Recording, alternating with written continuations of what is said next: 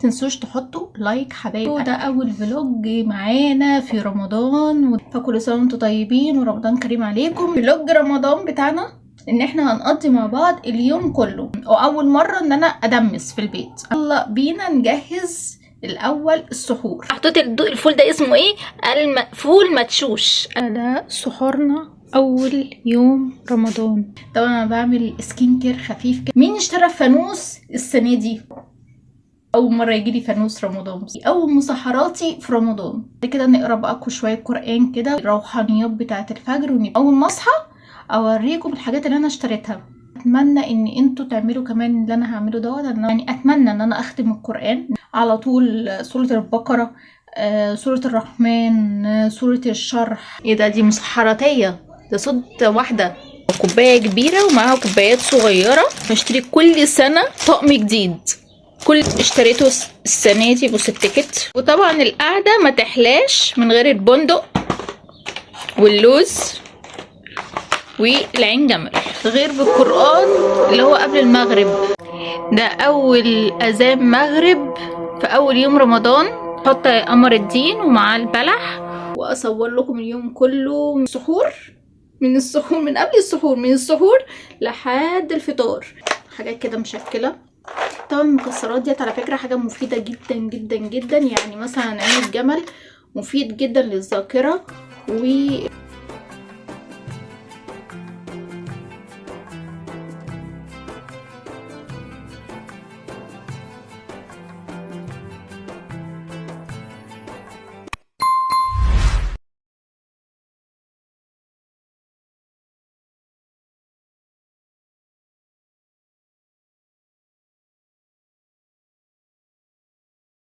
مساء الخير وصباح الخير على حسب التوقيت اللي انتوا بتشوفوني فيه. بس لازم ان انا اقول لكم في بداية كده الفلوج بتاعنا ان ده ماسك طبيعي انا عاملاه في البيت وبمكونات طبيعية، بيض وحاجات زي كده. يعني مش فاكرة بالظبط الحاجات اللي انا حطيتها، ان انا حطيت حاجات كتير وبحطها في اي علبة فاضية. الهير ماسك بتاعي بتاع صيدلات العقبي، اول ما فضيت رحت حطيت فيها الماسك، وبعد كده بحطه في الفريزر، وكل ما استخدمه بطلعه من الفريزر بحطه على وشي وكده. بس فانا حبيت ان انا ابتدي الفلوج معانا بالمعلومه ديت. متنسوش تحطوا لايك حبايب قلبي.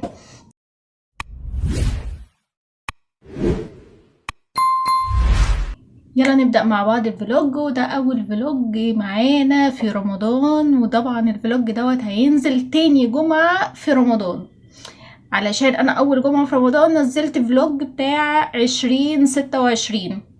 ادخلوا على الصفحة وشوفوه.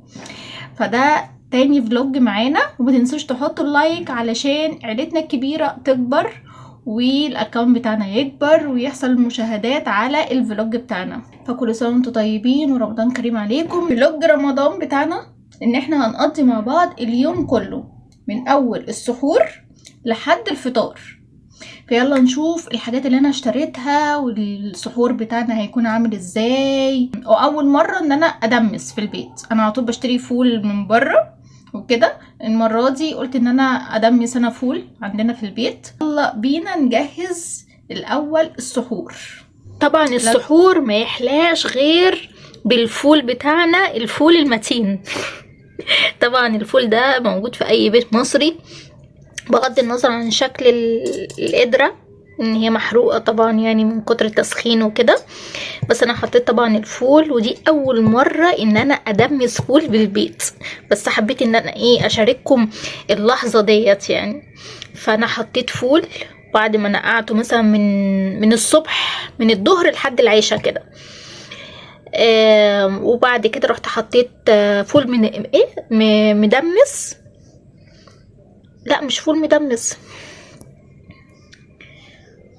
سألت عندنا في البيت محطوط الفول ده اسمه ايه؟ فول مدشوش. قالوا لي فول مدشوش.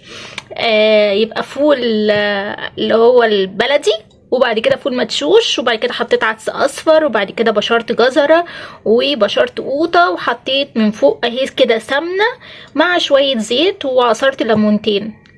وبعد كده احط بقى مية، هملاها بمية، وبعد كده احطه بقى على النار يتغلي كده شويه. اول ما يغلي هخلي النار شمعة بسيطه خالص خالص خالص لحد ما يستوي بقى. وان شاء الله ده اول سحور معانا. يلا بينا. بصوا كده كده، ده سحورنا اول يوم رمضان. ايه ده، بسطرمه بالبيض هبطت كده ليه؟ ما علينا، هتتاكل برضه. بصوا شكل الفول بعد ما دمسته، شكله حلو اوي. اول مره دمس فول.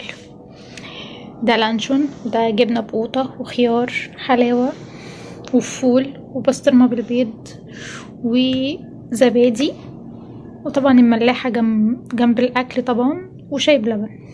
هو ده كده سحورنا النهارده. كده الحمد لله انا اتسحرت وعملت الفول، والاول مره ان انا اعمل الفول، والحمد لله طلع الفول حلو جدا. ما شاء الله، يعني الاول مره وطلع حلو. طبعا انا بعمل سكين كير خفيف كده، حاجات مرطبات وكده خفيفه، او ماسكات كده خفيف. ما بحطش ميك اب طبعا في رمضان خالص. بس الموبايل عمال بيتهز كل ما اقفل الدرج. كل ما اقفل الدرج الموبايل يتهز. بس ده ما يمنعش طبعا لو احنا في رمضان برضو نهتم ببشرتنا ونهتم بشكلنا. مين اشترى فانوس السنة دي؟ فانوس رمضان. انا اشتريته، وطبعا هو بيشتغل من هنا، بس انا مش هشغله علشان ممكن اليوتيوب ما ياخدش الصوت وكده، فخلينا كده نوريه لكم. هو لذيذ، هو جالي هدية بصراحة، يعني من اخويا، هو اللي جابهولي هدية. لذيذ. اول مره يجيلي فانوس رمضان بصراحه، يعني بقالي فتره كبيره قوي قوي قوي من ساعه ما كنت صغيره تقريبا ما جاليش فانوس رمضان. اول مره يجيلي وانا كبيره، يعني من 10 سنين كده تقريبا ما جاليش فانوس رمضان. اول مره يجيلي، فمبسوطه بيه قوي، وخاصه ان هو من اخويا يعني. هو الفجر خلاص قرب يأذن، ومسحراتي لغايه دلوقتي ما جاش. يمكن عشان احنا اتسحرنا بدري شويه النهارده، فعشان كده لسه المسحراتي ما جاش عندنا. فمش عارفه بصراحه يعني، فلسه الفجر ما اذنش. وعاوزه اسمعكم ان شاء الله ايه ده. عاوزه اسمعكم صوت المسحراتي اول ما يجي، اول مسحراتي في رمضان. كده نقرا بقى شويه قران كده، ونصلي الفجر وروحانيات بتاعه الفجر، ونبتدي بقى يومنا. واوريكم الصبح ان شاء الله اول ما اصحى اوريكم الحاجات اللي انا اشتريتها. يعني انا اتمنى ان انتوا تعملوا كمان اللي انا هعمله دوت. انا ناويه ان انا اعمل ورد ليا في رمضان ان شاء الله باذن الله. طبعا يعني اتمنى ان انا اختم القران، ان انا عمري ما ختمت بصراحه القران، ودي حاجه تكسف جدا. بس بقرا صور معينه في القران، يعني مثلا اقرا سوره البقره. بقرا المصحف اهو قدامي، بقرا على طول سوره البقره، سوره الرحمن، سوره الشرح، حاجات كده، صور معينه بحب ان انا اقراها. وديت مش في رمضان بس، رمضان وغير رمضان. فانا اتمنى السنه دي ان انا ان شاء الله باذن الله ان انا اختم القران لاول مره. نفسي بجد ان انا اختم القران، ان انا بحب جدا القصص بتاعه القران الكريم والاحاديث والحاجات دي كلها، وحتى قصص الانبياء انا بحب جدا ان انا اتفرج عليها. ف بيشدني جدا الروحانيات ديت والحاجات الجميلة بتاعت القرآن الكريم والقصص بتاعته والأحاديث. فأنا نفسي إن أنا أختم بجد القرآن السنة دي، وإن شاء الله بإذن الله يكون عندي ورد يوميا، يعني مثلا ابتداء من العشاء كده لحد الفجر نبتدي بقى إن احنا نعمل بقى ورد وكده. خلينا نبتدي من النهاردة إن شاء الله في قراءة القرآن، ونصلي الفجر ونقرا شويه قران، وبعد كده ننام ونصحى بقى نشوف يومنا هيبتدي مع بعض ازاي. خلونا نسمع مع بعض اول مسحراتي لاول يوم رمضان. يا رب الصوت يكون مسموع.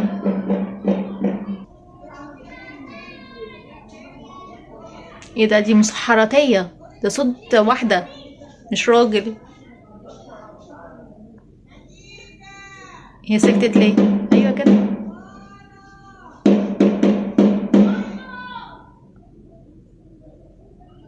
دلوقتي بقى في مسحراتية كمان مش مسحراتي.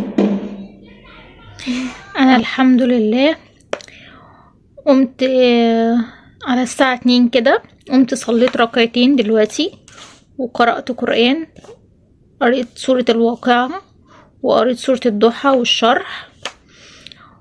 وان شاء الله باذن الله هفضل ملتزمه على كده، ان انا طول شهر رمضان هقوم الاول اصلي قيام الليل، وبعد كده اتسحر واقعد اسبح شويه، وبعد كده اصلي الفجر وانام. وانتوا اثبتوا برضو على كده، وربنا يتقبل مننا صيامنا باذن الله كلنا.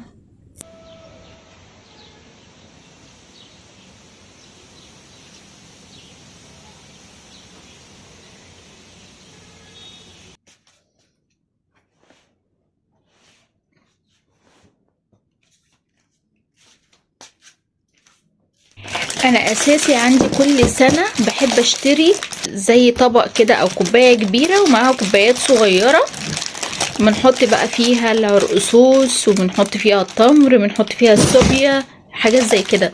فاساسي عندي كل سنة ان انا لازم اشتري كل سنة طقم جديد كل سنة. فانا السنة دي بقى اشتريت الطقم دوت، بصوا ده عشان نحط فيه العرقسوس، وعندي طقمين تانيين من السنة اللي فاتت اساسا، فهحط بقى فيه التمر، هحط فيهم البلح. اشتريته السنة دي، بص التيكت ملناش علاقة بالتيكت ده دوت الطقم دوت اشتريته السنة دي مع الطقم ده. وطبعا القعدة ما تحلاش من غير البندق واللوز والعين جمل. لازم سنويا او كل سنة في رمضان، لازم كده في بداية رمضان لازم نجيب الحاجات ديت، طبعا مع الكنافة والقطايف، بس لسه ما جبناش طبعا كنافة وقطايف وكده، بس جبنا دلوقتي المكسرات. وعلشان بقى ايه نقعد واحنا بنسهر بقى بالليل على المسلسلات، لازم نقعد نتفرج على المسلسل واحنا ايه معانا شوية مكسرات كده وحلويات جنبنا. بجد الواحد ما بيحسش برمضان غير بالقرآن اللي هو قبل المغرب، بجد بيبقى في روحانيات كده واحساس بجد جميل جدا. الواحد هو بيسمع كده القرآن قبل المغرب، ويكون الصوت كده مسموع في المساجد، فبجد احساس تاني خالص. مش عارفة انتوا توافقوني انتوا على الرأي دوت ولا لأ؟ ده اول اذان مغرب في اول يوم رمضان، ربنا يتقبل مننا صيامنا. واول حاجة انا بعملها ان انا بشرب بلح مع قمر الدين، بحط قمر الدين ومع البلح وبشرب بلح وقمر الدين، ودي اول حاجة انا بعملها. وبعد كده بصلي، وبعد كده بنفطر. بعد ما صورت لكم اليوم كله، طبعا انا في حاجات انا ما طلعتش فيها، ان انا ما كنتش لابسه طرحه وكده، بس حاولت ان انا اكون متواجده معاكم على قد ما اقدر، واصور لكم اليوم كله من امتى، من السحور، من قبل السحور، من السحور لحد الفطار. طبعا ما صورت لكمش الفطار بتاعنا، ان اليوم ده بقى اللي انا هعمل فيه الغدا او هنتغدى فيه او كده، هبقى اصور لكم بعد كده يوم تاني او فلوج تاني الفطار اللي احنا هنفطره مع بعض، مش غدا، فطار، سوري، الفطار اللي احنا هنفطره مع بعض. انا مش عارفه، مش مركزه ليه انا. فبصوا جبت شويه مكسرات حطهم جنبي. طبعا انا صورت لكم المكسرات، حاجات كده مشكله.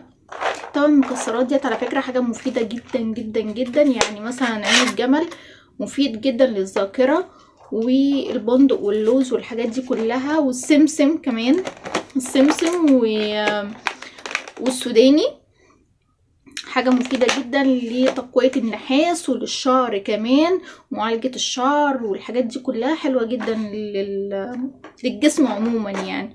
فأنصحكم بجد ان انتوا تاكلوا المكسرات ديت على قد ما تقدروا في رمضان وغير رمضان كمان. يعني انا على طول هحطها هنا جنبي، وكل شوية كده كل واحدة يعني كده او حاجة. وكان قبل رمضان كمان كنت باكل سمسم، بس السمسم خلص، فجبت بقى مكسرات، فعشان السمسم والمكسرات والحاجات دي كلها حلوه للشعر، وانا طبعا شعري الفتره ديت يعني ايه مش احسن حاجه، عشان كده ببتدي ان انا ايه اقويه بحاجات طبيعيه احسن من الحاجات الصناعيه والحاجات دي كلها. كده الفلوجنا النهارده خلص عن رمضان، ويستنوني في فلوج جديد، وما تنسوش يا حبايب قلبي اللايك، بليز اللايك. اشوفكم في فلوج جديد. باي باي.